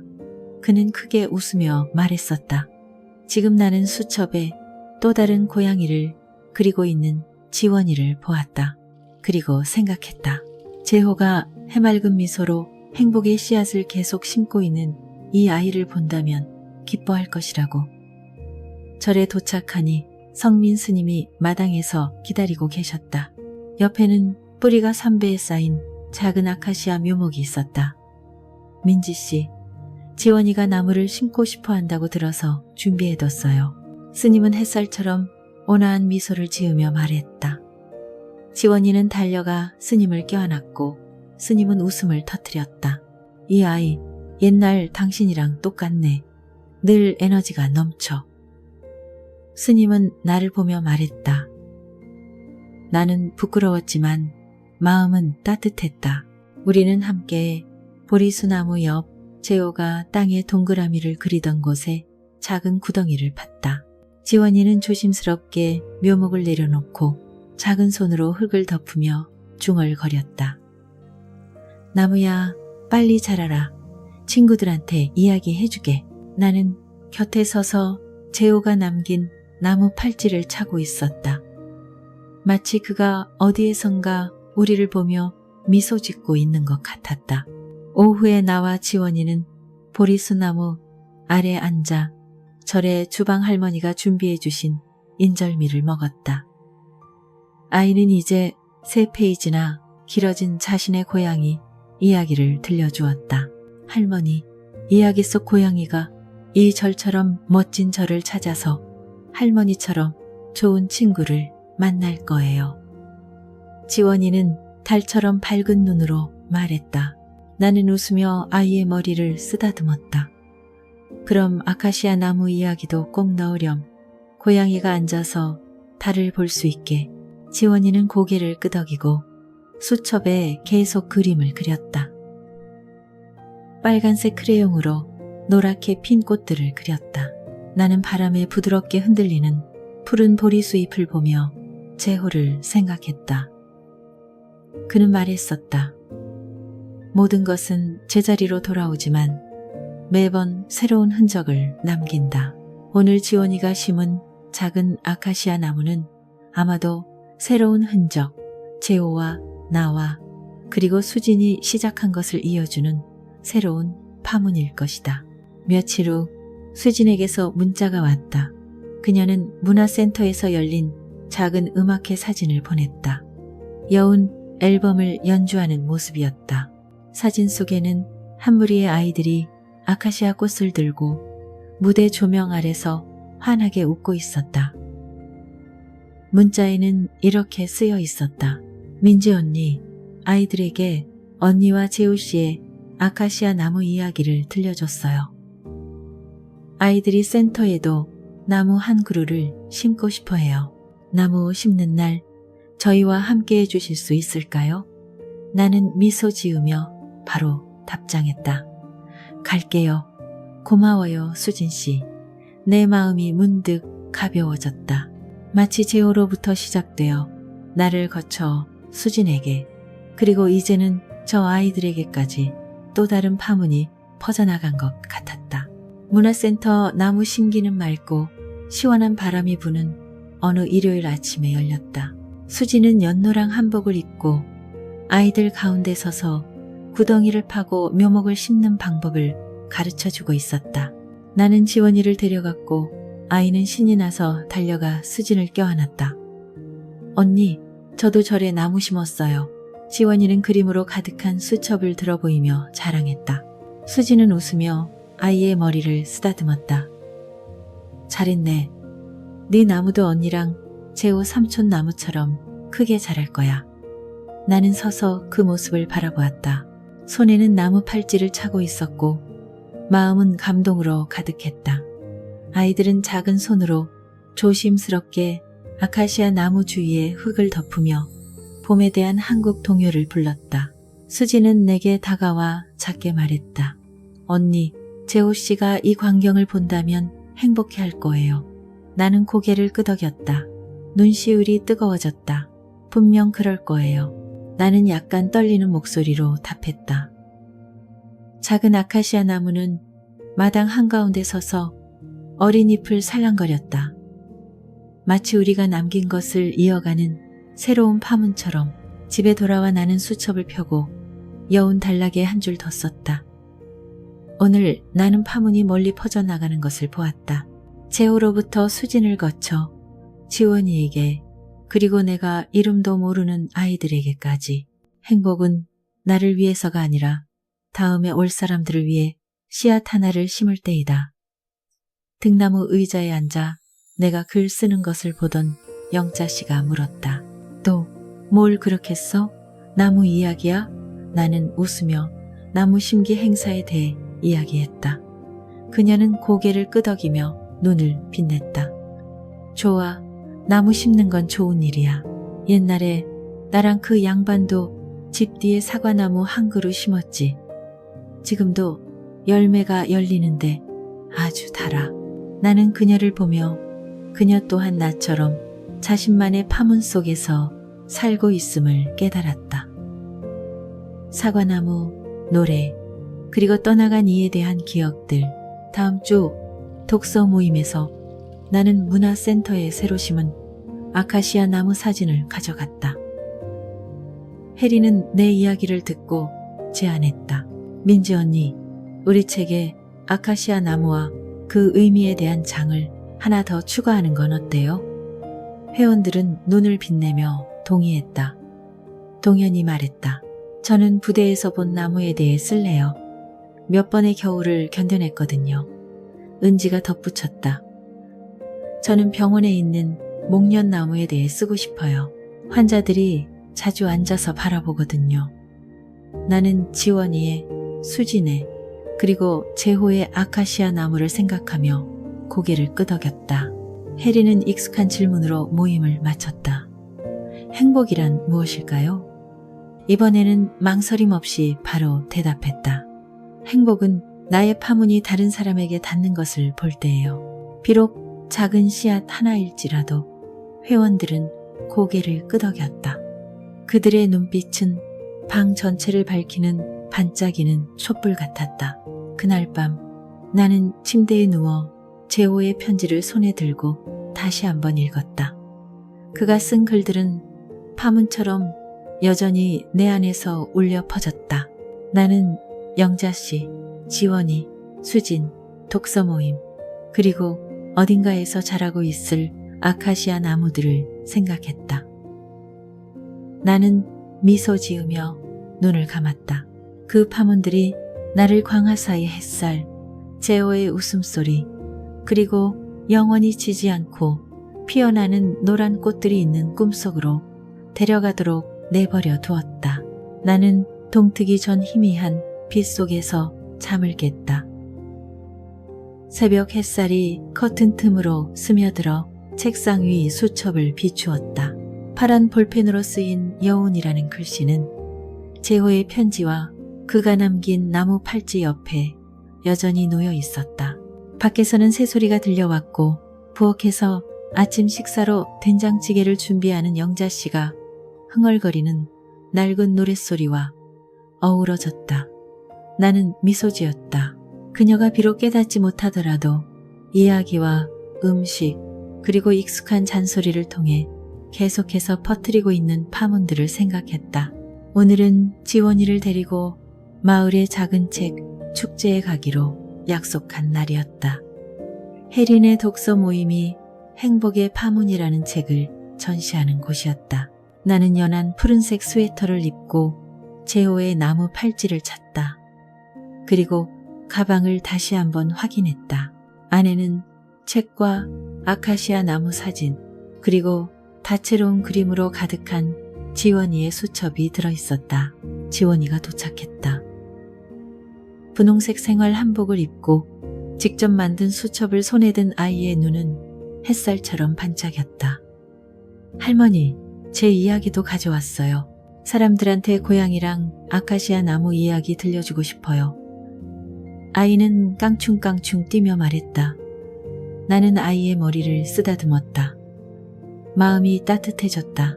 넌 사람들을 깜짝 놀라게 할 거야, 지원아. 책 축제로 가는 길, 나는 강화도의 익숙한 도로를 달렸다. 길게 펼쳐진 노는 아침 햇살 아래 반짝였다. 제호와 함께 자전거를 타던 때가 생각났다. 그가 멈춰서서 논을 가리키며 말했었다. 민지 씨, 봐요. 벼에도 여운이 있어요. 매 수확철이 새로운 파문이죠. 그때 나는 그가 농담하는 줄 알고 웃었지만 지금 푸르게 펼쳐진 논을 보니 그의 말이 맞다는 것을 알았다. 매번의 벼, 매번의 아카시아 나무, 지원이의 모든 이야기가 과거와 현재를 잇는 파문이었다. 책 축제는 마을 중심 광장에서 열렸다. 다채로운 부스에는 어린이 책부터 한국 고전 소설까지 가득했다. 새종이 냄새는 근처 가판대에서 나는 떡볶이 냄새와 어우러져 분위기를 더욱 활기차게 만들었다. 혜리는 독서 모임을 위해 작은 부스를 마련했다. 손으로 쓴 팻말에는 행복의 파문, 마음에서 온 이야기라고 적혀 있었다. 정장을 간소하게 차려입은 동현부터 보라색 스카프를 두른 은지까지 모임 회원들은 책을 정리하고 손님들과 이야기하느라 분주했다. 푸른색 전통 저고리를 입은 혜린이 손을 흔들며 나를 불렀다. 민지 언니, 지원아, 이리 와요. 다들 두 사람 이야기를 기다리고 있어요. 지원이는 조금도 부끄러워하지 않고 달려가 수첩을 들어보였다. 저는 모험하는 고양이랑 아카시아 나무 이야기를 할 거예요.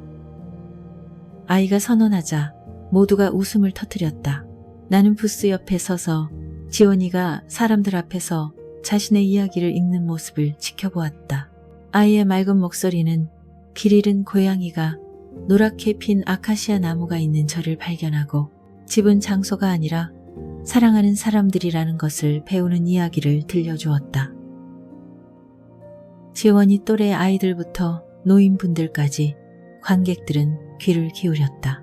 지팡이를 짚은 한 할아버지가 큰 소리로 말했다. 아이가 이야기를 참 잘하네. 나도 어릴 때 고양이 이야기를 썼던 게 생각나는 구먼. 지원이는 환하게 웃으며 달려와 나를 안았다. 할머니, 제가 해냈어요. 나는 아이의 머리를 쓰다듬었다. 마음이 자랑스러움으로 가득 찼다. 혜린이 곁에 서서 속삭였다. 민지 언니, 지원이는 언니로부터 그리고 재호 씨로부터 온 새로운 파문 같아요. 나는 고개를 끄덕였다. 눈시울이 뜨거워졌다. 보리수나무 아래 앉아 삶의 파문에 대해 이야기하던 재호를 생각했다. 지원이가 친구들과 놀러간 사이 나는 혜린과 함께 앉아 행복의 파문을 다시 넘겨보았다. 수진이 음악회에서 찍은 아카시아 나무 사진과 함께 내 장인 여운이 책의 맨 앞에 있었다. 옆에 앉은 동현이 책 한 권을 들고 말했다. 민지 언니, 어제 언니 장을 다시 읽었어요. 저희 어머니 생각이 나더라고요. 저희 어머니도 언니의 영자 어머님처럼 옛날 이야기를 자주 하시거든요. 은지가 덧붙였다. 저는 한 환자분이 생각났어요. 남편과 함께 바다 여행 갔던 이야기를 자주 하셨죠. 모든 이야기가 파문인 것 같아요. 그렇죠, 언니? 나는 고개를 끄덕였다. 마음이 씻겨 내려가는 듯했다. 동현의 야간 경비 이야기부터 은지의 환자 이야기까지 책 속의 모든 이야기가 파문이 되어 서로에게 닿고 낯선 이들에게 퍼져나가고 있었다. 뜻밖에도 나는 책 축제에서 수진을 보았다. 그녀는 마른 아카시아 꽃이 담긴 대나무 바구니를 들고 있었다. 베이지색 스웨터를 입고 머리를 높게 묶은 그녀의 눈빛은 광화사에서처럼 밝았다. 민지 언니, 혜린 씨한테 책 축제 이야기 듣고 응원하러 왔어요. 그녀는 꽃바구니를 테이블에 놓으며 말했다. 책을 사는 분들께 재호 씨가 드리는 선물처럼 이 꽃들을 만들었어요. 나는 마른 꽃 한 송이를 들었다. 은은한 향기가 재호가 자신의 고무신에 아카시아 꽃을 놓아두던 날들을 떠올리게 했다. 고마워요, 수진 씨. 나는 약간 떨리는 목소리로 말했다. 그녀는 웃으며 나와 지원이를 가까이 불렀다. 지원아, 네가 절에 아카시아 나무를 심었다고 들었어. 이모한테 이야기해 줄래? 지원이는 신이 나서 자신의 나무와 이야기 속 고양이 그리고 아카시아 밭을 만들고 싶은 꿈에 대해 이야기하기 시작했다. 수지는 귀를 기울이며 눈을 빛냈다. 너는 정말 재호 삼촌처럼 예술가구나. 그녀는 나를 향해 작게 말했다. 언니, 저 이 책 축제 이야기로 새 앨범을 만들고 있어요. 지원이 이야기를 넣어도 될까요? 나는 고개를 끄덕였다. 마음이 따뜻해졌다. 재호 씨가 아주 좋아할 거예요. 내가 말했다. 책 축제는 노을이 광장을 황금빛으로 물들일 때 끝났다. 부스에는 사람들이 줄었고 공기 중에는 여전히 떡볶이 냄새가 맴돌았다. 혜린과 독서 모임 회원들은 웃고 이야기하며 부스를 정리했다. 수진에게서 받은 말은 아카시아 꽃을 손에 든 지원이가 달려왔다. 할머니, 이거 수첩에 간직해서 오늘을 기억하고 싶어요. 나는 웃으며 아이가 그림 페이지 사이에 꽃을 끼우는 것을 도와주었다. 돌아오는 길. 지원이는 수첩을 꼭 껴안은 채 차에서 잠들었다. 나는 붉은 노을이 시처럼 펼쳐진 논두렁을 지나 운전했다. 나는 재호와 그가 남긴 파문들을 생각했다. 편지, 나무 팔찌, 아카시아 꽃들, 그리고 영자 씨와 그녀가 들려주는 이야기, 여전히 달콤한 열매를 맺는 집 뒤 사과나무를 생각했다. 그리고 큰 꿈을 꾸며 새로운 씨앗을 심고 있는 지원이를 생각했다. 집에 도착하니 영자 씨는 거의 다 뜬 스카프를 들고 등나무 의자에 앉아 있었다. 책 축제 다녀왔어? 떡은? 그녀는 장난기 섞인 목소리로 물었다. 나는 웃으며 그녀 앞에 찹쌀떡 한 상자를 놓았다. 어머니, 드세요. 달아요. 그녀는 떡을 음미하며 갑자기 물었다. 너는 네 책을 따로 쓸 생각은 안 해봤어? 맨날 젊은 사람들이랑 같이 쓰기만 하고. 나는 놀라서 그녀를 보았다. 어머니, 제가 책을 써야 할까요? 그녀는 고개를 끄덕이며 눈을 빛냈다. 너 이야기 잘하잖아. 써. 나중에 지원이가 읽게. 내가 너한테 사과나무 이야기 해주는 것처럼. 그녀의 말에 나는 멈칫했다. 나만의 책? 생각해 본 적 없었지만 그 생각은 작은 돌멩이처럼 내 마음의 호수에 파문을 일으켰다. 그날 밤 영자 씨가 잠든 후 나는 수첩을 펴고 새로운 단락을 썼다. 오늘 지원이는 책 축제에서 자신의 이야기를 했고 나는 그 아이의 눈에서 재호를 보았다. 맑고 생기로 가득했다. 영자 씨는 내게 나만의 책을 쓰라고 했고 나는 어쩌면 쓸지도 모르겠다고 생각했다. 나 자신에 대해 쓰기 위해서가 아니라 내가 운 좋게 만난 파문들에 대해 이야기하기 위해서 재호로부터 수진으로부터 지원이로부터 그리고 영자 씨로부터 모든 사람이 떨어져 파문을 만드는 물방울이고 나는 그저 곁에 서서 그 파문이 멀리 퍼져나가는 것을 운 좋게 바라본 사람일 뿐이다. 다음 날 아침 성민 스님에게서 전화가 왔다. 민지 씨, 절에서 창건 기념으로 특별 템플스테이를 준비하고 있어요. 당신과 지원이 그리고 독서 모임도 초대하고 싶어요. 어때요? 나는 미소 지었다. 광화사에서의 날들, 재호, 그리고 지원이가 심은 아카시아 나무를 생각했다. 스님, 저희 갈게요. 감사합니다.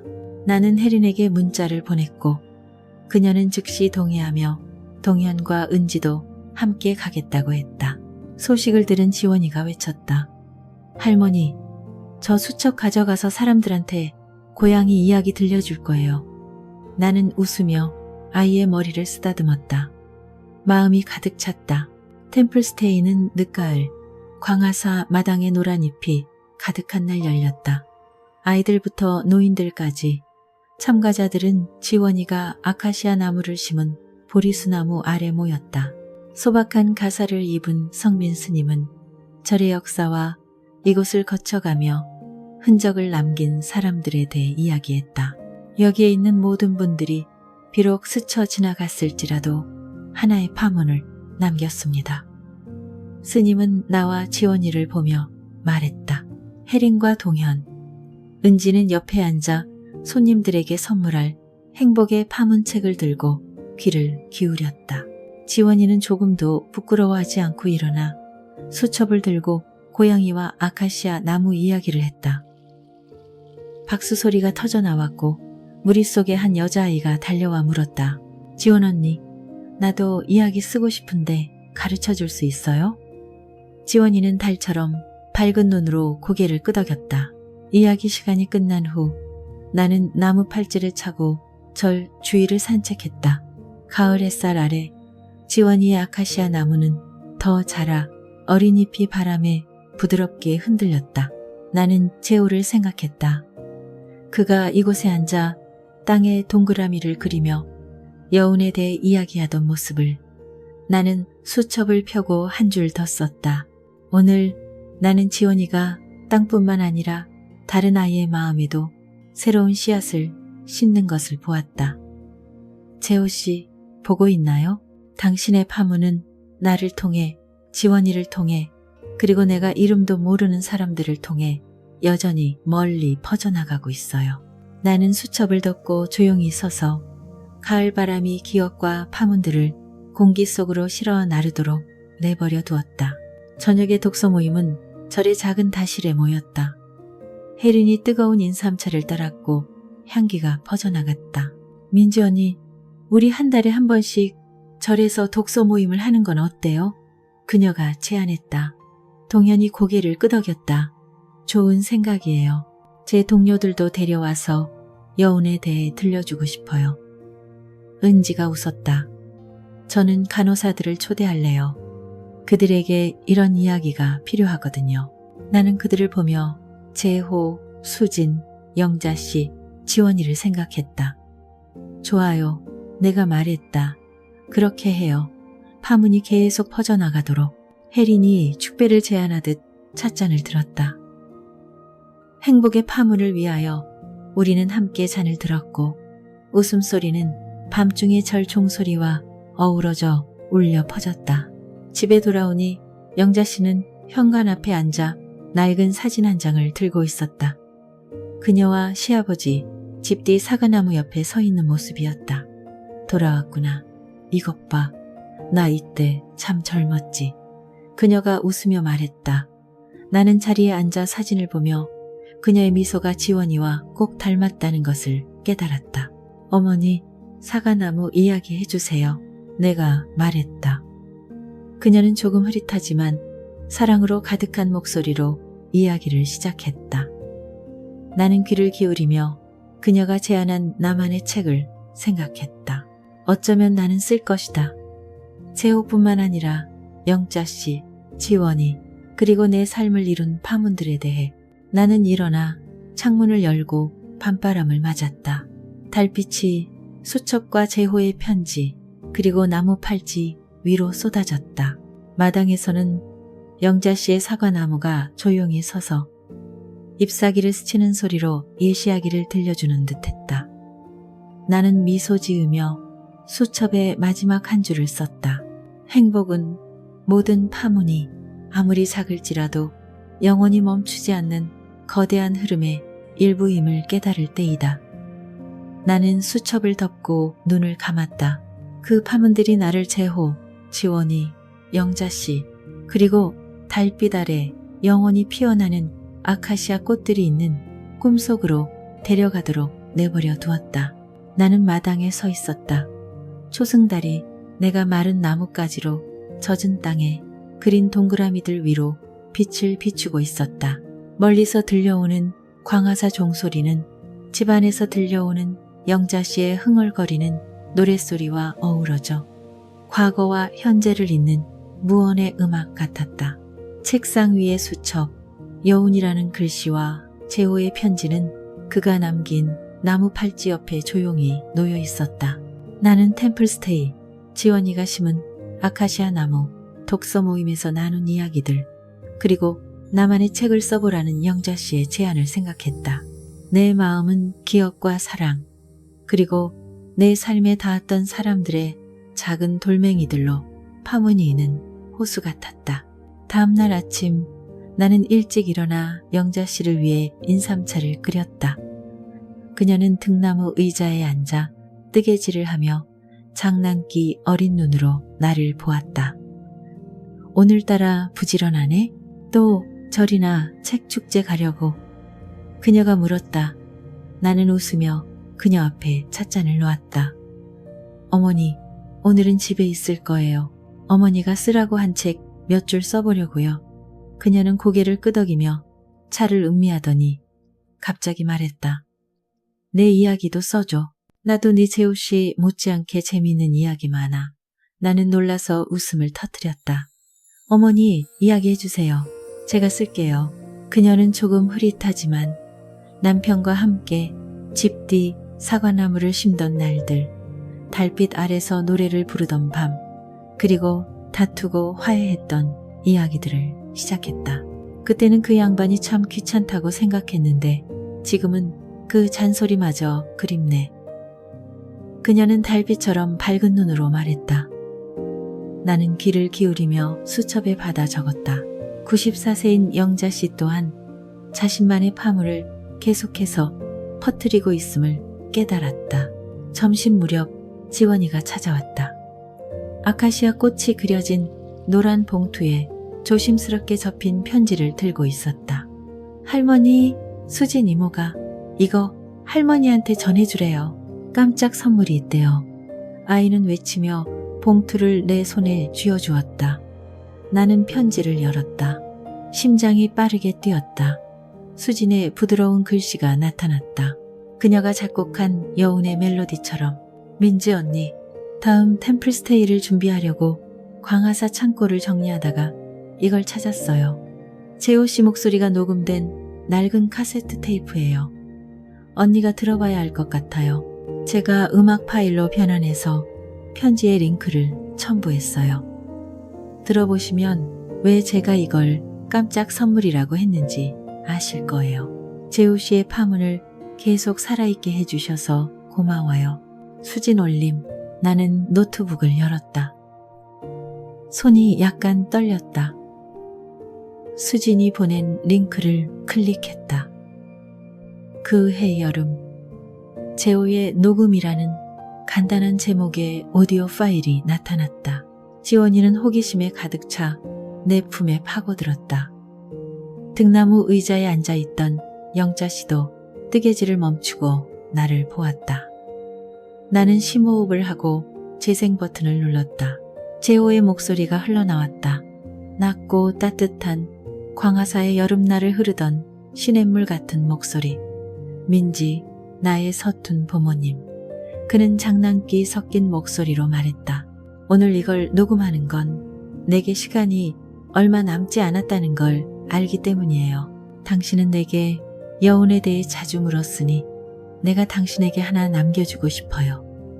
이 삶은 처마 끝에 물방울처럼 떨어져 파문을 만들고 사라지죠. 하지만 그 파문, 사라지는 게 아니에요. 민지. 물줄기에 섞여 당신이 생각하는 것보다 더 멀리 가요. 당신은 수진처럼, 보리수나무처럼, 템플스테이의 아이들처럼 나의 파문이에요. 내가 떠나도 슬퍼하지 마세요.